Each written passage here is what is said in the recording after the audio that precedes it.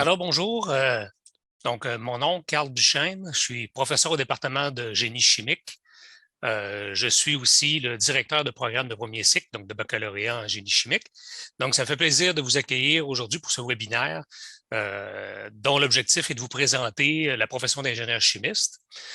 Donc, l'objectif essentiellement de ma présentation, c'est tout d'abord de vous donner une certaine définition de ce que c'est la profession d'ingénieur chimiste. De vous parler aussi de la différence, c'est vous aider à distinguer ce que fait le chimiste, ce que fait l'ingénieur chimiste, et aussi de vous parler des grands enjeux de société dans lesquels les ingénieurs chimistes sont impliqués. Puis je terminerai la présentation avec des détails un peu plus techniques sur le programme ici à l'Université Laval et aussi sur les perspectives d'emploi. Donc, pour débuter, j'aimerais vous donner, essayer de définir un peu qu'est-ce que c'est que l'ingénieur chimiste. Donc, parmi les ingénieurs, les disciplines de génie classiques, c'est probablement l'ingénieur chimiste, c'est probablement la discipline là, qui est la moins bien connue. Alors, donc, je débuterai par donner une définition. Donc, on parle du génie chimique ou génie des procédés. Donc, ce sont deux synonymes. C'est essentiellement la science de la mise en œuvre des procédés de transformation de la matière en produits fonctionnels. Alors, qu'est-ce que ça veut dire? C'est ce qu'on va prendre des ingénieurs chimistes, qu'est-ce qu'ils font? Ils travaillent à prendre des matières premières, peu importe de quelle source, de quelle nature elles sont, et de mettre en œuvre des procédés qui vont permettre de les transformer en des produits fonctionnels, des produits commerciaux qu'on sert dans la vie de tous les jours. Et je peux vous dire que tous les objets que vous avez pu utiliser aujourd'hui, les moyens de transport, etc., donc il y a un ingénieur chimiste qui est passé, qui a contribué essentiellement à produire ces objets-là que vous utilisez dans la vie de tous les jours. Quand on parle aussi d'ingénieur chimiste, on entend souvent qu'ils maîtrisent l'art de transposer des résultats de laboratoire à l'échelle industrielle. Donc, pour quelle raison on dit ça? C'est que généralement, quand on développe des procédés de transformation de la matière, des nouveaux procédés, on va d'abord débuter à l'échelle de laboratoire, ensuite à plus grande échelle qu'on appelle l'échelle pilote, pour finalement terminer donc à l'échelle industrielle. Et l'ingénieur chimiste, c'est ce qu'il fait. Donc, il maîtrise la capacité, donc les compétences là, pour pouvoir faire ce passage-là de travaux qui sont faits à l'échelle du laboratoire, les amener à l'échelle industrielle. Donc, ce que j'aimerais maintenant, c'est, je vous parle de procédé, mais peut-être qu'un procédé, ça ne veut rien dire pour vous, donc ça peut être un peu abstrait. Donc, j'ai choisi dans un premier temps de vous parler d'un procédé que tout le monde connaît bien, même s'il a parfois mauvaise presse, puis on essaye de se libérer un peu là, de l'utilisation du pétrole. Je vais quand même utiliser une raffinerie de pétrole parce que la plupart des gens connaissent la raffinerie et connaissent au moins les produits qui sortent des raffineries qu'on utilise dans la vie de tous les jours. Donc, pour essayer d'illustrer ce que c'est un procédé, dans le contexte d'une raffinerie de pétrole, donc notre matière première, c'est le pétrole brut qui est extrait de différentes régions du monde. Et ce qu'on veut fabriquer comme produit fini, comme produit transformé à partir du pétrole, ben, vous en avez ici une liste. Donc, il y a de la gasoline qu'on va mettre dans nos voitures, des solvants, carburant d'aviation, du diesel, des huiles pour le chauffage, des graisses, de l'asphalte, etc. Okay? Donc, il y a une variété de produits qu'on veut obtenir. Et là, l'ingénieur chimiste, à quel endroit il va intervenir? C'est comment on fait essentiellement pour passer de la matière première aux produits ici que l'on veut fabriquer, commercialiser, vendre sur le marché et pour lequel on doit respecter certaines caractéristiques de qualité. Donc, derrière l'image de la raffinerie que vous avez ici, on a ce qu'on appelle un diagramme de procédé. Les différentes boîtes que vous voyez ici représentent des équipements qu'on appelle aussi des opérations unitaires. Chacune d'elles ont des fonctions très, très spécifiques. Et ce que vous voyez, les différentes flèches, c'est vraiment le transport de la matière, comment la matière va se transporter d'un équipement à l'autre pour passer de la matière première jusqu'au produit fini. Donc, dans le cas du pétrole, le pétrole brut contient des milliers de molécules. Donc, ce qu'on va commencer par faire dans une première étape, c'est vraiment de trier les molécules, de les séparer en groupes. Et par la suite, il y aurait différentes unités qui vont transformer ces molécules-là. La plupart du temps, on utilise des réactions chimiques. Donc, on va vouloir prendre des molécules qui sont très, très longues, on va vouloir les couper pour en faire des plus petites. On va prendre certaines molécules qu'on va vouloir combiner entre elles dans une réaction chimique pour synthétiser de nouvelles molécules. Donc, les différentes boîtes que vous avez ici, ce sont différents équipements qui vont nous permettre de faire des réactions chimiques pour éventuellement en arriver à des produits finis. Mais avant d'arriver à cette étape-là, donc il va y avoir des étapes de purification, parce qu'on fait nos réactions chimiques, on n'atteint pas tous les critères de qualité. Donc, on aura différentes étapes de purification qui vont nous permettre de rencontrer nos critères de qualité, de composition, etc. Donc, l'ingénieur chimiste, c'est quoi son rôle là-dedans? Donc, ça va être, première des choses, de déterminer quelles sont les grandes étapes de la transformation de notre matière première en produit fini. Il va devoir aussi sélectionner les équipements qu'on va devoir utiliser pour faire cette transformation-là et les agencer pour être capable d'arriver à un produit final qui respecte les contraintes qui sont demandées par le marché, qui minimise l'empreinte environnementale aussi et que le procédé soit sécuritaire et que les coûts des coûts d'opération soient abordables pour qu'on ait des prix de vente qui soient raisonnables. Donc, je vous ai parlé ici d'une raffinerie de pétrole.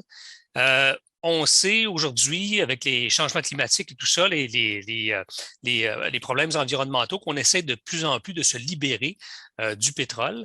L'ingénieur chimiste, lui, va travailler à trouver des alternatives, des procédés alternatifs qui vont nous permettre essentiellement de produire de l'énergie, de fabriquer des molécules d'intérêt pour continuer à utiliser les produits et avoir accès aux produits qu'on utilise aujourd'hui, les produits commerciaux, mais d'une façon en respectant l'environnement et d'une façon renouvelable. Okay? Donc, je vous montre un exemple ici. Je vous ai parlé d'une raffinerie de pétrole. Maintenant, je vous présente une raffinerie, mais une bio-raffinerie. Une raffinerie qui va permettre de produire de l'énergie, mais aussi des sous-produits. Donc, ce que je vous présente maintenant, c'est un procédé, une raffinerie, dans lequel la matière première, c'est des ressources renouvelables. On parle de grains. Et on va avoir différentes étapes de transformation qui vont nous permettre de produire ce qu'on appelle le bioéthanol. Le bioéthanol, c'est un biocarburant qu'on utilise actuellement en certaines proportions dans les essences qui sont vendues commercialement, que vous mettez dans votre voiture actuellement. Donc, vous avez encore une fois différentes étapes dans cette transformation-là. Donc, une étape de broyage qui va permettre de briser les grains pour permettre d'avoir accès aux molécules d'intérêt qui se trouvent à l'intérieur. On a une deuxième étape qu'on appelle la saccharification, dans laquelle on va prendre des sucres complexes qui sont à l'intérieur des grains, puis on va les simplifier, on va les briser, on va les simplifier de manière à ce qu'ils puissent être transformés par des levures. Et par la suite, on passe à une étape de réaction chimique. Dans ce cas-ci, c'est une réaction biochimique, la fermentation. Et là, à ce moment-là, des levures vont être responsables de transformer les sucres qui ont été simplifiés en bioéthanol. Et à la sortie de la fermentation, donc, on n'atteint pas les critères de qualité désirés. Donc, on aura des unités de purification, de la distillation, par exemple, qui vont nous permettre essentiellement d'obtenir le bioéthanol que l'on va vendre sur le marché. Et dans à peu près tous les procédés industriels, on aura toujours des sous-produits dans ce cas-ci, donc des sous-produits de la production du bioéthanol, donc vont être transformés pour fabriquer des suppléments alimentaires là, qui vont être donnés à du bétail, par exemple.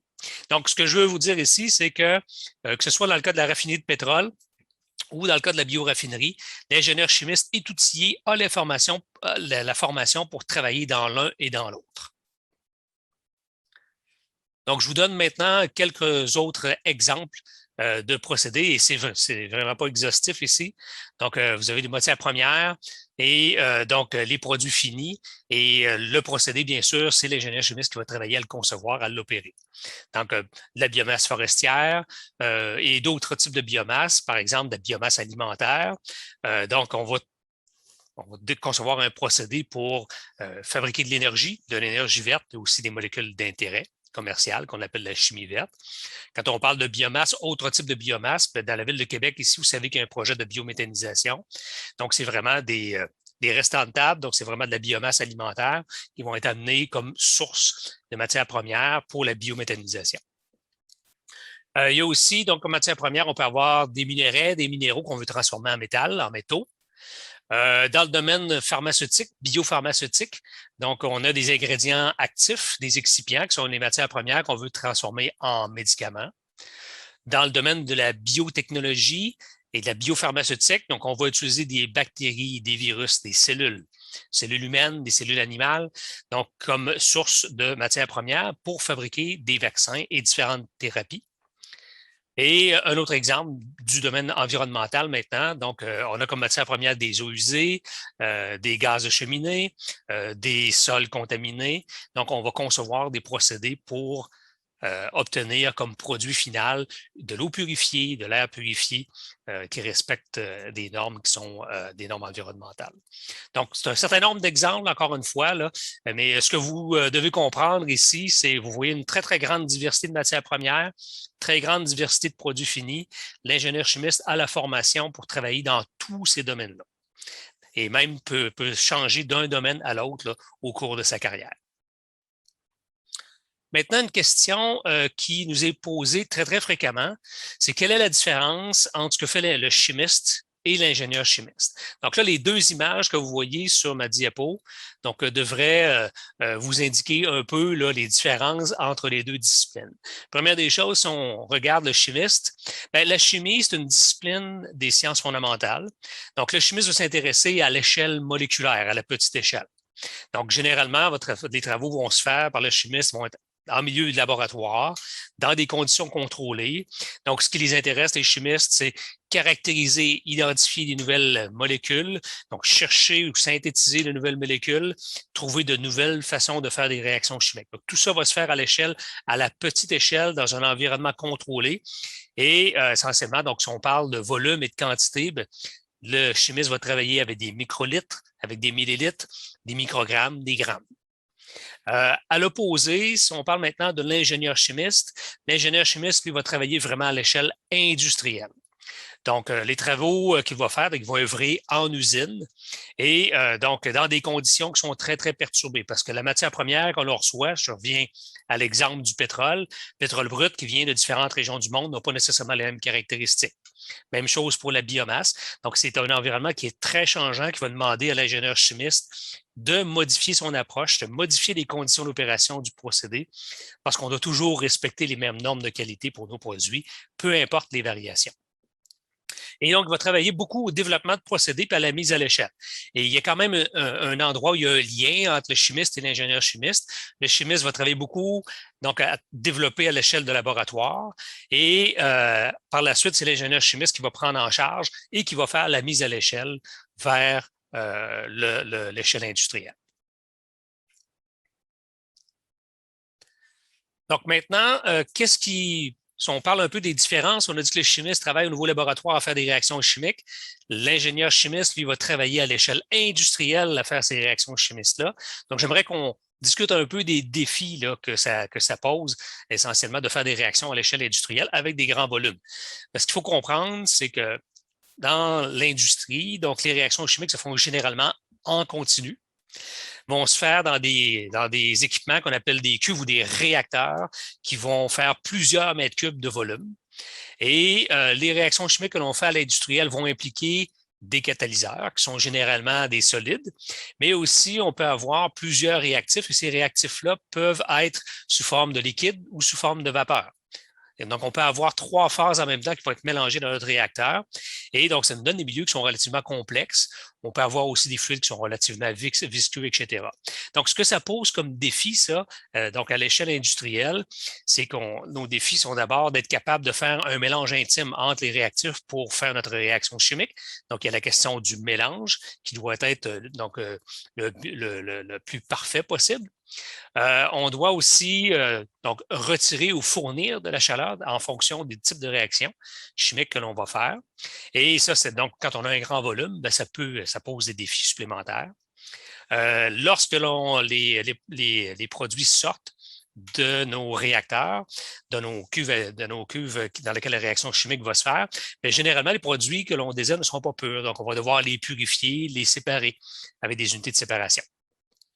Et tout ça, donc, on a le défi de faire cette réaction chimique-là et de faire cette purification-là en minimisant les coûts. Donc, l'ingénieur chimiste, c'est une des disciplines de génie là, qui va vraiment prendre en charge, concevoir, opérer les réactions chimiques à l'échelle industrielle et c'est lui qui va être en charge de travailler, trouver des solutions à ces grands défis-là.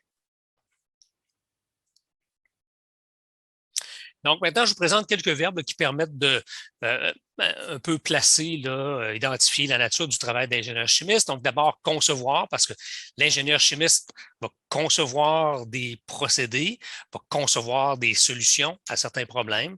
Il va devoir superviser les opérations, analyser la performance d'un procédé, analyser des problèmes, contrôler la qualité des produits, contrôler les émissions.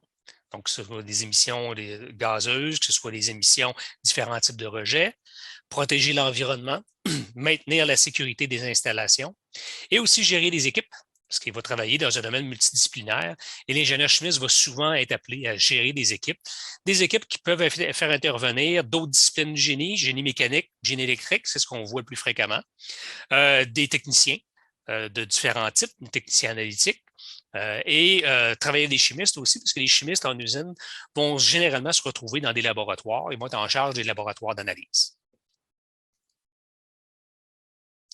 Donc, où travaillent les ingénieurs chimistes avec ce que je vous ai présenté auparavant? Donc, vous vous en doutez sûrement que les domaines dans lesquels l'ingénieur chimique œuvre sont assez variés. Donc, on a parlé tout à l'heure du raffinage du pétrole, de la pétrochimie.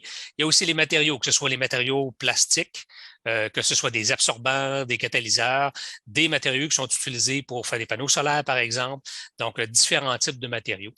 Et ce que je peux vous dire aussi, c'est dans vos cellulaires que vous utilisez tous les jours, ben, les chips à l'intérieur, donc les différentes composantes électroniques, il y a des ingénieurs chimistes qui ont participé, qui ont contribué à la fabrication et à la conception des procédés qui vont fabriquer ces objets technologiques-là. Donc, les ingénieurs chimiques, traditionnellement, travaillent dans le domaine des pâtes et papiers pour produire le papier, le carton, le recyclage, les pâtes, etc. Travaille aussi, même s'il existe des gens qui travaillent dans les mines, minéraux, métallurgie, c'est vraiment des disciplines spécifiques. Les ingénieurs chimistes se retrouvent aussi dans ce domaine-là, particulièrement lorsqu'il y a des réactions chimiques et électrochimiques qui sont mises en œuvre pour obtenir les métaux en question. On retrouve des ingénieurs chimistes aussi dans le domaine de la biotechnologie et pharmaceutique. Donc, les grandes pharmaceutiques de ce monde, donc, qui produisent des vaccins, qui produisent des comprimés pour différents types d'applications, donc, vont faire appel aux ingénieurs chimistes pour leur capacité à concevoir et à opérer des procédés. Domaine alimentaire, c'est la même chose, transformation des aliments. Donc, des ingénieurs chimistes vont se retrouver dans ce domaine-là aussi, même si il y a des programmes de génie alimentaire qui sont plus spécifiques. Et je reviendrai un peu plus tard là, sur une petite présentation des domaines des disciplines du génie qui sont connexes. Et on pourra en parler un petit peu plus tard. Donc, les ingénieurs chimistes travaillent bien sûr au niveau de l'environnement, donc réduire les empreintes environnementales, développer des nouveaux procédés qui vont permettre plus verts, qui vont nous permettre d'obtenir encore une fois donc l'énergie dont on a besoin et les molécules qu'on a besoin pour fabriquer les produits de consommation de tous les jours. Donc, des ingénieurs chimistes, vous allez en retrouver dans le domaine du traitement des sols, traitement des eaux usées, des émissions atmosphériques. Donc, ils vont travailler aussi dans les usines à réduire la pollution à la source en développant, par exemple, des catalyseurs alternatifs. On va les retrouver dans le domaine du développement durable, production de biocarburants. Donc, de plus en plus, les ingénieurs chimistes se tournent vers ces domaines-là, justement, pour essayer de trouver des solutions aux grands problèmes de pollution et des changements climatiques. Maintenant, donc, en parlant de changement climatique et des grands enjeux de notre société, donc je veux prendre quelques instants pour vous parler un peu de la contribution et du rôle des ingénieurs chimistes dans la recherche de solutions aux grands enjeux de nos sociétés. Donc, quelques-uns des grands enjeux sont décrits ici, donc les changements climatiques. Donc, il y a des ingénieurs chimistes qui travaillent actuellement, que ce soit en recherche ou dans des usines ou dans des compagnies qui fournissent des équipements. Donc, vont travailler à développer des technologies de capture du CO2 pour les transformer, donc réduire les émissions et les transformer en d'autres produits. On travaille aussi à développer des catalyseurs pour faire des réactions chimiques qui vont réduire l'émission de gaz à effet de serre à la source. On travaille aussi, comme j'en ai parlé tout à l'heure, à développer des procédés alternatifs qui vont permettre de produire des énergies vertes, de la chimie verte. Donc, on a parlé tout à l'heure du traitement de la conversion de la biomasse en énergie ou en molécules d'intérêt. On travaille aussi à développer des matériaux photosensibles pour améliorer le rendement des panneaux solaires, pour essayer de profiter de cette énergie solaire-là. Et on travaille beaucoup aussi au domaine des piles et des batteries. Au niveau des enjeux, au niveau des matériaux plastiques, hein, on est tous conscients de la pollution causée par les plastiques, des microplastiques dans les océans, etc. Sachez que les ingénieurs chimistes sont à l'œuvre pour développer des procédés pour permettre le recyclage des différents matériaux plastiques. On travaille aussi à réduire l'empreinte environnementale des plastiques à la source, c'est-à-dire en développant des biopolymères, des polymères qui sont biodégradables. Donc, les biopolymères, c'est-à-dire qu'on va les fabriquer à partir de sources renouvelables. On essaie aussi, au lieu que ce soit uniquement des molécules qui proviennent du pétrole dans la fabrication des plastiques, on essaie aussi d'intégrer de plus en plus des plastiques qui sont recyclés pour diminuer notre dépendance, bien sûr, au niveau des ressources fossiles. Et on est impliqué, bien sûr, en santé. Donc, on est tous familiarisés maintenant donc avec la pandémie, donc l'importance des vaccins. Bien, les vaccins, si on veut qu'ils soient disponibles au plus grand nombre de personnes possible, il faut être capable de les produire à grande échelle. Donc, bien sûr que les vaccins vont être développés par des chimistes, des biochimistes, des pharmaciens, des médecins. Donc, il y a vraiment un très grand nombre de spécialistes là, qui vont travailler dans ce domaine-là. Mais une fois qu'on est rendu à la production à grande échelle, qui est très, très, très important, ce sont les ingénieurs chimistes qui vont travailler de pied d'œuvre pour être capables de fabriquer ces vaccins-là. Donc, ce qui est important de comprendre ici, donc dans l'application de l'ingénieur chimiste au niveau des grands enjeux, c'est première des choses, l'industrie actuelle, on sait, pour répondre aux grands enjeux, doit s'adapter, doit innover, doit se transformer. Et pour être capable de se faire, donc, elle a besoin d'ingénieurs chimistes qui vont avoir une formation générale. Et ça, c'est très, très, très important. Donc, d'être polyvalent, d'être flexible. Et l'autre point qui est très, très important, c'est que toutes les solutions que l'on peut développer pour essayer de répondre, trouver des solutions aux grands enjeux de notre société, bien, ça doit être des solutions technologiques qui vont être adaptées à la production de masse et ça doit se faire aussi au plus faible coût possible. Okay? Parce que si on décide de laisser le pétrole pour passer à de la biomasse ou autre chose pour produire les mêmes produits, les gens ne voudront pas payer 2 fois plus cher pour se procurer ces produits-là. Donc, il va falloir être capable de les produire à grande échelle et à des coûts qui sont raisonnables.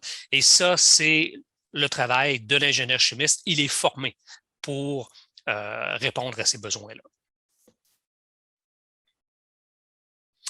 Maintenant, donc, je voudrais prendre quelques minutes pour discuter d'autres disciplines de génie qu'on pourrait considérer comme étant connexes.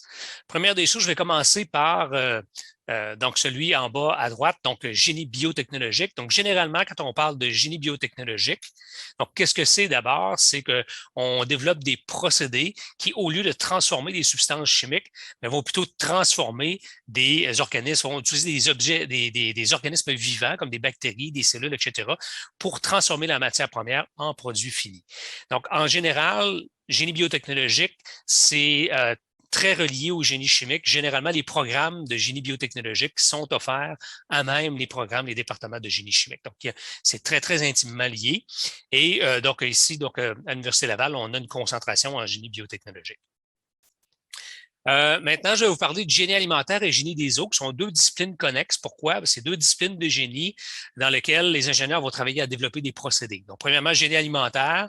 Donc, ils vont transformer différentes sortes de biomasse, des différents produits alimentaires en des produits finis. Donc, ces ingénieurs-là vont travailler à développer différents procédés, si on parle des biscuits Leclerc, etc., pour faire différents produits de consommation alimentaire.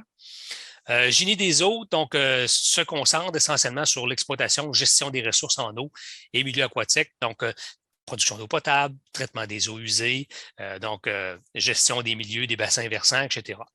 Donc, si un étudiant qui est vraiment intéressé et qui veut faire sa carrière dans le domaine alimentaire ou sa carrière dans le domaine des eaux, bien sûr, ce qu'on va vous conseiller, c'est d'aller dans ces disciplines-là. Dans l'Université Laval, on a un programme de génie alimentaire et génie des eaux. Par contre, si vous êtes plutôt du genre à dire, bon, OK, maintenant, je ne sais pas, est-ce que je vais vouloir faire ça toute ma carrière? Est-ce que je vais vouloir être capable de changer de domaine?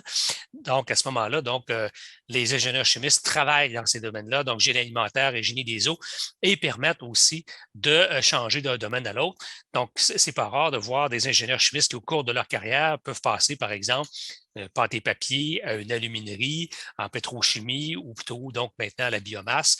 Donc, ça offre vraiment donc une flexibilité là, qui est très, très importante. Je parlerai en dernier lieu de génie industriel. Donc, ce sont des ingénieurs qui travaillent beaucoup au niveau manufacturier à optimiser la chaîne d'approvisionnement, la chaîne de création de valeur. Donc, ce qu'il faut savoir aussi, c'est de par leur formation, les ingénieurs chimistes travaillent à la supervision, à l'opération des usines, même au niveau manufacturier. Donc, plusieurs ingénieurs chimistes vont faire des travaux qui s'apparentent au génie industriel avec très, très peu de formation. Donc, ce qu'il faut comprendre, encore une fois, c'est si vous voulez avoir une carrière dans laquelle vous pouvez changer de domaine, vous voulez avoir plusieurs ouvertures, donc avoir de la flexibilité. Donc, les ingénieurs chimistes travaillent dans ces domaines-là et il faut regarder du côté du génie chimique. Maintenant, les attributs qui sont recherchés par les employeurs, je vais me concentrer sur certains d'entre eux uniquement. Bien sûr, le sens de l'autonomie, l'organisation, parce que donc l'ingénieur chimiste va être amené à travailler en équipe et à gérer des équipes, va être autonome aussi. La polyvalence, parce que l'ingénieur chimiste peut être appelé à travailler sur différentes problématiques dans différents secteurs industriels, donc il doit être polyvalent. La capacité à innover, on a parlé tout à l'heure de la transformation de l'industrie actuelle vers des industries plus vertes. Donc, on a besoin de la capacité à innover des ingénieurs chimistes pour trouver des solutions qui sont durables, qui vont permettre de produire à grande échelle à des coûts qui vont permettre essentiellement de commercialiser des produits. Et on doit avoir aussi une bonne capacité à résoudre des problèmes parce que au jour le jour, l'ingénieur chimiste travaille à différents problèmes, à résoudre différents problèmes, des problèmes d'opération, des problèmes environnementaux, etc. Et bien sûr, le sens du travail d'équipe parce qu'il doit travailler dans des équipes multidisciplinaires. Maintenant, donc, quelques mots sur les intérêts et les aptitudes requises pour l'ingénieur chimiste. Donc, je vous dirais que la discipline de génie chimique, c'est celle qui offre le meilleur compromis entre les disciplines de mathématiques, de chimie, de physique et d'informatique. Donc, toutes les disciplines de génie, donc on a besoin des notions de mathématiques, des notions de physique, mais il y a presque uniquement un génie chimique dans lequel vous avez besoin des notions de chimie qu'on va amener à l'échelle industrielle. Okay? Donc, les mathématiques, donc les ingénieurs font des calculs, okay, des calculs pour la conception, des calculs pour améliorer, pour modifier, pour optimiser. Donc, on a besoin de ressources mathématiques, des notions de mathématiques. La physique, donc bien sûr en génie chimique, donc la thermodynamique, la mécanique des fluides, le transfert de chaleur, ce sont des notions qui sont importantes. C'est peut-être pas de la physique telle que vous l'avez vue au cégep, mais c'est vraiment de la physique qui va être appliquée donc à ce que l'ingénieur chimiste doit faire. Et bien sûr, on a des cours aussi, donc on a des cours au niveau de la chimie industrielle. Au niveau de l'informatique maintenant, donc l'implication de l'informatique, c'est que bien qu'on fait des calculs d'ingénierie, donc on en fait à la main, mais rapidement, donc le calcul à la main devient dépassé. On doit utiliser des ordinateurs, des logiciels pour faire nos calculs d'ingénierie. Et l'autre aspect aussi au niveau des procédés industriels, c'est que dans les usines, donc il y a des capteurs qui mesurent des pressions, des débits, des températures un peu partout dans l'usine. C'est pas rare de voir des milliers de capteurs. Et de plus en plus, les ingénieurs se forment à pouvoir utiliser ces données-là pour améliorer l'opération des procédés, l'optimiser, améliorer la qualité, réduire l'empreinte environnementale. Donc, on a besoin d'outils informatiques dans ce secteur-là aussi. Pour vous donner un exemple de l'application de l'informatique, donc c'est ici donc une feuille de simulation qu'on utilise dans nos cours. Donc, on utilise des logiciels de conception et de simulation des procédés industriels. Donc, vous avez devant vous un procédé qui transforme la matière première en des produits finis.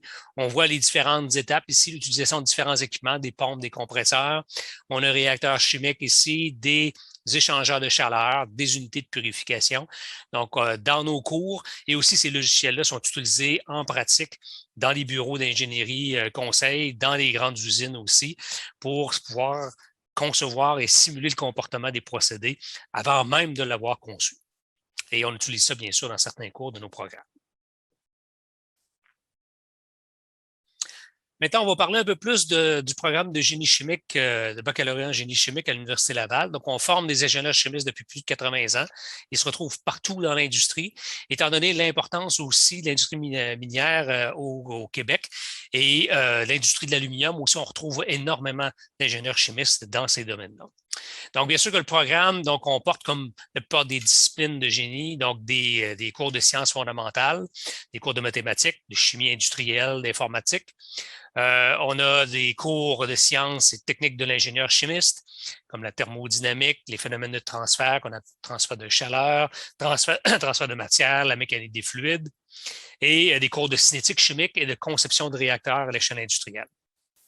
Et on offre aussi, bien sûr, notre programme donc offre une forte composante là, en conception des procédés. Bien sûr, conception assistée par ordinateur. Donc, la feuille que je vous ai présentée tout à l'heure, donc ça fait partie. Là, donc, c'est un exemple de ce qu'on fait de conception par ordinateur, donc dans certains de nos cours. Et on a des cours aussi de technico-économie des procédés chimiques parce que bien que l'on conçoit des procédés, on doit être capable d'évaluer les coûts d'achat des équipements, les coûts d'opération et éventuellement évaluer la rentabilité là, des procédés là, sur un certain horizon temporel. Donc, quels sont les avantages du programme de génie chimique à l'Université Laval? Donc, il y en a plusieurs. Donc, je vais vous en parler de quelques-uns ici. Mais premièrement, donc, notre programme amène une affiliation à l'Ordre des ingénieurs du Québec, donc à titre de candidat à la profession d'ingénieur CPI.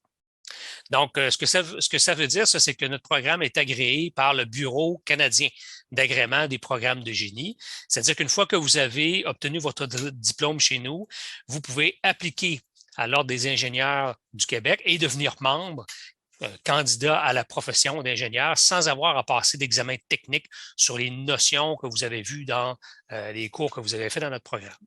Donc, vous allez devoir faire donc, le programme de mentorat, passer des examens éthique professionnalisme, acquérir de l'expérience, mais il n'y aura aucun examen technique à faire. Deuxième point important, donc nous sommes admissibles au programme de bourse Perspective Québec, donc ils vont être applicables à partir de l'automne 2022. Donc, c'est des bourses qui vont être offertes de façon automatique aux étudiants inscrits à notre programme. Donc, on parle de 2 500 $ par session à temps plein, session réussie jusqu'à un maximum de 20 000 $. Nos cohortes ici à l'Université Laval, en génie chimique, sont relativement petites. On parle d'entre 20 et 35 étudiants par année, donc ça fluctue selon les années, ce qui nous permet, nous, les professeurs, d'avoir une très grande proximité auprès des étudiants. On les connaît bien, puis ça nous permet aussi de pouvoir leur consacrer plus de temps. Vous avez aussi, donc, un autre point intéressant, c'est que le taux de placement de nos ingénieurs sont très, très élevés et très élevés. Donc, vous avez ici donc les offres d'emploi. C'est des données qui proviennent du Centre de placement de l'Université Laval, le SPLA. Donc, vous avez en fonction des années le nombre d'offres d'emploi pour nos diplômés en génie chimique. Et lorsque vous considérez le nombre d'étudiants par cohorte, donc vous voyez très, très bien qu'il y a beaucoup plus d'offres que de candidats. Même chose du côté des stages en milieu pratique. Vous devez savoir que notre programme comporte un stage obligatoire qui doit être fait pour diplômer et les étudiants peuvent en faire plus. Donc, ils peuvent faire jusqu'à 3 stages optionnels en plus du stage obligatoire. Et nos étudiants font, étant donné que ce n'est pas un programme coop, le programme de l'Université Laval, donc les étudiants font les stages généralement à la session d'été. Et vous avez encore une fois le nombre d'offres de stages avec les années qui ont été offerts aux ingénieurs chimistes. Et encore une fois, si vous comparez le nombre d'offres de stages par rapport au nombre d'étudiants par année, donc vous voyez très, très bien qu'on est capable de satisfaire à la demande. Donc, nos laboratoires de premier cycle sont très, très bien équipés ici. Donc, c'est ce que vous voyez un peu, une petite partie dans la photo. Donc, nos laboratoires de premier cycle, ce sont des laboratoires dans lesquels on a reproduit des équipements de génie chimique utilisés à l'échelle industrielle, les échangeurs de chaleur, des réacteurs, des colonnes à distiller, mais on les a reproduits à plus petite échelle et ça nous permet vraiment de mettre en pratique les notions qui sont vues dans les différents cours. On a aussi une première année qui est offerte complètement à distance. On a une concentration génie biochimique environnemental et un profil international. Je vous en reparlerai un peu plus tard dans la présentation. Maintenant, je vous donne quelques exemples trois exemples de nos diplômés là, qui sont actuellement dans l'industrie. Des exemples qui vont vous permettre de voir qu'ils ont des fonctions, puis ils travaillent dans des domaines qui sont très, très diversifiés. On parle ici de Jason Tessier, qui est gradué de notre département en 2004. Il travaille dans l'industrie de l'aluminium primaire. Vous savez que l'industrie de l'aluminium, le Québec est un producteur mondial d'aluminium, donc se classe très, très bien. Et ce qui est intéressant, c'est que l'aluminium, on produit de l'aluminium qui est vert à partir d'hydroélectricité et on travaille aussi à différentes technologies qui vont permettre de diminuer les GES, donc les gaz à effet de serre. Donc, Jason Tessier mène, donc pour Alcoa, la corporation Alcoa, donc mène une équipe de recherche de R&D donc chez Alcoa Corporation. Vous avez ici donc François Thomas Michaud, qui est aussi gradué en 2004. Donc, il a contribué au démarrage et à la création d'une compagnie qui s'appelle Feldan Therapeutics. Donc, leur mission, c'est de développer des molécules qui sont indispensables pour la création de thérapies, différentes sortes de thérapies, des thérapies géniques, etc., pour les humains. Donc, c'est une compagnie là, qui va très, très, très bien. Et vous avez dans le domaine du développement durable, donc Sylvie Fradette, qui a participé à la création d'une compagnie qui s'appelait CO2 Solutions. Maintenant, elle a été achetée par des intérêts italiens. Donc, ils ont développé une technologie que vous voyez ici, nos équipements de grande échelle pour la capture du CO2. Donc, à partir d'enzymes, donc la lignase carbonique. Donc, on va capturer le CO2 et le transformer en bicarbonate qui est un produit solide qui nous permet de fabriquer d'autres produits. Donc, on va capturer le CO2 avant qu'il se dirige dans l'air pour ensuite en faire d'autres produits de consommation. Donc, je vous présente maintenant un cheminement type qui sont disponibles sur la page web de notre département de génie chimique. Un cheminement type d'un étudiant qui va faire notre programme de génie chimique à l'Université Laval avec admission à l'automne.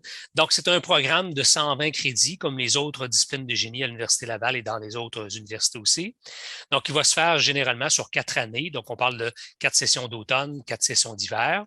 Donc, et on a l'admission dans notre département, c'est à l'automne et à l'hiver. Donc, les deux possibilités sont offertes. Donc, dans la première année du baccalauréat, donc ça va être surtout des cours de base, donc en mathématiques, en chimie, certains cours de physique aussi, qui sont suivis généralement par les différentes disciplines de génie. Ensuite, donc dans la deuxième année, on va passer beaucoup plus, c'est plutôt des cours de sciences du génie chimique. Donc, on va parler de transfert de chaleur, de transfert de matière. On va commencer à faire des laboratoires et on va commencer à discuter, donc deuxième, troisième année, à présenter, à voir des notions sur les différentes opérations unitaires, que sont les réacteurs chimiques, que sont les unités de séparation comme la distillation, etc. Et quand on se dirige vers la quatrième année, donc on va vraiment travailler au niveau de la conception des procédés chimiques, donc l'évaluation des coûts d'achat des équipements, des coûts d'opération, de la rentabilité financière. Et le tout va se terminer par un projet de fin d'études qui est généralement fait en collaboration avec une compagnie. Donc, c'est vraiment un problème de conception là, qui va être fait, qui devra être résolu, proposer une solution là, en équipe. Donc, vous voyez ici la plupart des cours obligatoires et aussi, selon ce qui est choisi comme profil, on a un certain nombre de cours optionnels, dont certains sont offerts l'été. Donc, notre programme, donc département de génie chimique offre une concentration en génie biochimique environnemental. Donc, c'est 4 cours. Donc, on parle de 2 cours de génie biochimique qui incluent certains laboratoires et 2 cours de génie environnemental, donc traitement des eaux usées industrielles et prévention de la pollution, où on va concevoir des unités là, de traitement pour produire, purifier l'eau, purifier l'air. On a aussi la possibilité d'avoir un enchaînement profil alternance études-travail. Donc, ce que ça permet de faire, c'est pour l'étudiant qui veut faire les 2 premières années de notre programme, ensuite partir pendant 3 sessions, une année complète en stage, et il revient par la suite terminer les 2 dernières années. Et soit dit en passant, je ne l'ai pas mentionné, mais tous nos stages sont des stages qui sont rémunérés par les entreprises. Et finalement, donc on offre aussi la première année à distance là, pour ceux qui voudraient se prévaloir de cette option-là. On offre aussi le profil international. Donc, en quoi ça consiste? Donc, c'est que les étudiants ici à l'Université Laval peuvent aller faire jusqu'à 2 sessions complètes à l'étranger. Et donc, nous, on a déjà des ententes là, avec des universités, certaines universités belges. Et ce que ça permet de faire, c'est que lorsque les étudiants vont à l'étranger, donc ils vont faire des cours qui ont déjà été présélectionnés dans le cadre d'une entente qu'on a avec ces universités-là. Et lorsqu'ils reviennent, bien, les cours qu'ils ont fait là-bas seront crédités dans notre programme. Donc, ça n'ajoute pas de temps, ça n'ajoute pas de cours. Donc, ce sont des cours qui sont crédités. Donc, nos étudiants travaillent, sont très, très actifs aussi dans certains projets, des projets étudiants. Le projet principal de nos étudiants de génie chimique, c'est le projet Chemicar. C'est un projet qui est orchestré par l'Association américaine de génie chimique. Donc, en quoi ça consiste? C'est que les étudiants doivent concevoir un petit véhicule qui est à la fois propulsé et arrêté par une réaction chimique. Donc, ils doivent participer à des compétitions dans lesquelles le véhicule doit parcourir une certaine distance et transporter une certaine masse. Généralement, c'est de l'eau qu'ils doivent transporter. Et tout ça, donc il y a certaines normes à respecter et des contraintes à respecter. Donc, vous avez ici la page Facebook là, du groupe Chemicar que vous pouvez consulter. Et ce que vous avez ici un peu, c'est vous pouvez voir la performance un peu de nos équipes Université Laval, donc dans les compétitions régionales, qui jusqu'à maintenant sont faites uniquement aux États-Unis. Vous voyez la performance, donc vous voyez notre rang. Donc, on a très, très bien performé là, dans les différentes compétitions depuis qu'on y participe, donc depuis 2014. Si bien qu'en 2022, donc cette année, on devrait organiser à Québec, donc à l'Université Laval, la prochaine compétition régionale. Nos équipes sont tellement bonnes que certaines d'entre elles ont participé à la compétition nationale à San Francisco en 2016. C'est classé quand même 13e sur 41 équipes. Et ce qui leur a permis de participer à la compétition mondiale avec une 11e place. Donc, ils sont allés à Barcelone en Espagne pour compétitionner. Le deuxième projet étudiant dans lequel certains de nos étudiants vont participer, c'est l'équipe de traitement des eaux de l'Université Laval. Donc, c'est une équipe multidisciplinaire dans laquelle les étudiants, avec des objets, des produits qu'on peut retrouver en quincaillerie, si on peut dire, donc si vous voyez, en voyez plusieurs ici, donc ils doivent concevoir un petit procédé de traitement des eaux. Donc, ils ont des eaux usées et ils ont certaines contraintes là, de qualité à respecter. Donc, vous voyez encore une fois, là, ils participent régulièrement à des compétitions là, qui se font généralement là, en partenariat avec d'autres groupes qui sont aux États-Unis. Maintenant, les débouchés de nos étudiants. Donc, vous devriez vous en douter. Donc, c'est très, très diversifié. Donc, selon les domaines, que ce soit pâte et papier, pétrole, pétrochimie, gaz, acier, aluminium, extraction des métaux, ciment, environnement et j'en passe. Donc, vous avez une liste non exhaustive, encore une fois, des compagnies qui envoient nous sollicitent essentiellement. Donc, sollicitent le centre de placement de l'Université Laval parce qu'ils ont des postes à combler. Donc, nos ingénieurs chimistes se retrouvent dans vraiment des domaines très, très diversifiés de l'industrie. Maintenant, donc, quelques mots sur les perspectives d'emploi. Donc, ce que vous voyez ici, donc, ce sont des extraits d'une étude qui a été récemment publiée par l'Ordre des ingénieurs sur le profil d'ingénieur. Pour aujourd'hui et pour le futur. Donc, c'est une étude qui a été faite en avril 2021. Et vous avez ici l'adresse, la page web sur laquelle vous pouvez le retrouver. Donc, c'est cette étude-là. Les résultats de l'étude sont gratuits. Vous pouvez y accéder très, très facilement. Et là, je vais attirer votre attention sur 2 tableaux que vous avez ici sur la diapo. Le premier qui montre la demande des différents professionnels en génie, donc les prévisions sur l'horizon 2019 à 2030. Et vous avez ici des ingénieurs chimistes. Vous avez donc le nombre d'emplois en 2000 et le nombre d'emplois qui est prévu en 2030 avec une croissance qui est de 54 Si vous passez à travers les différents dans ce tableau-ci, mis à part les professionnels, les diplômés en informatique et génie informatique, on est les deuxièmes en termes de vraiment la croissance au niveau de la demande, donc au niveau du Québec. Et on a aussi regardé non seulement la croissance au niveau de la demande, mais donc les gens de l'Ordre des ingénieurs du Québec sont aussi penchés sur l'adéquation. Est-ce qu'on a suffisamment présentement d'ingénieurs chimistes pour combler la demande? Et la réponse est non. Donc, ce que vous voyez ici dans le tableau ici pour l'ensemble du Québec, donc, ce qu'on prévoit, c'est que les ingénieurs chimistes vont être en déficit très important dans le futur. Le déficit est le plus important dans toutes les disciplines qui ont été étudiées par là, des ingénieurs ici. Donc, c'est pour cette raison-là qu'on veut travailler à augmenter le nombre d'étudiants dans mon programme pour essayer de satisfaire cette demande-là là, des emplois qui est prévu pour les ingénieurs chimistes pour combler les besoins au niveau du Québec. Donc, dans cette même étude-là, donc, sont identifiées certaines tendances technologiques, entre autres l'intégration de l'intelligence artificielle et de ce qu'on appelle le big data dans les données massives. Donc, de plus en plus, nos ingénieurs doivent composer avec ces tendances technologiques-là. Et l'industrie 4.0, donc on cherche bien sûr à intégrer différentes technologies pour améliorer les procédés, donc réduire les coûts, donc réduire les empreintes environnementales, etc. Et les domaines d'avenir, les industries d'avenir qui ont été identifiées par l'Ordre des ingénieurs, c'est vraiment donc la production, stockage d'électricité verte, ce qui comprend la fabrication de batteries et les nouvelles technologies de batteries, la production d'hydrogène et de biocarburants, et le développement de biomatériaux et biopolymères. Donc, ce sont tous des domaines dans lesquels, quand j'ai parlé tout à l'heure, de la transformation d'industrie chimique en une industrie plus verte, mais ce sont tous des domaines qui sont, à l'heure actuelle, on a plusieurs ingénieurs chimistes qui travaillent dans ce domaine-là, et c'est vraiment les domaines d'avenir. Donc, peut-être en terminant, donc quelques statistiques intéressantes. Donc, encore une fois, donc Génium 360, donc c'est un organisme qui est affilié à l'Ordre des ingénieurs du Québec, publie à chaque année une enquête sur la rémunération des ingénieurs.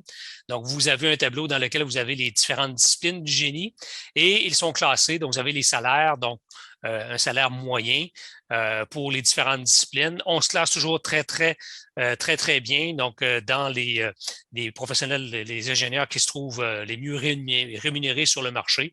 Donc, vous êtes capable de voir ici, là, donc, les salaires moyens là, pour nos ingénieurs, on est vraiment en tête de liste. Et ça, c'est une tendance que l'on retrouve année après année.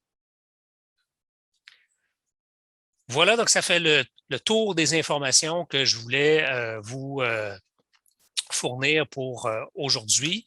Donc, je vous rappelle mon nom, Carl Duchesne. Je suis directeur de programme donc, du programme de premier cycle en génie chimique. Vous avez mes coordonnées ici. Vous pouvez nous suivre aussi sur Facebook, nous contacter. Donc, en terminant, avant de passer à la période de questions, donc je vais vous laisser poser vos questions. Donc, je vous rappelle aussi vous pouvez aller voir sur la page web de l'Université Laval. Donc, vous pouvez rencontrer les responsables de promotion et d'information lundi 28 février et mardi 1er mars à 14 heures. Le centre de placement aussi et de développement professionnel de l'Université Laval vous offre ses services. Donc, une rencontre le 28 février à 11h30 pour discuter des perspectives d'emploi et des stages. Et vous pouvez visiter le kiosque de la Faculté de sciences et génie et vous pouvez obtenir aussi des rencontres en ligne personnalisées pour discuter de vos questions, vos besoins. Et finalement, donc, sachez que les gens qui feront des demandes d'admission pendant la durée des portes ouvertes, donc, pourraient obtenir une bourse d'admission. Donc, voilà.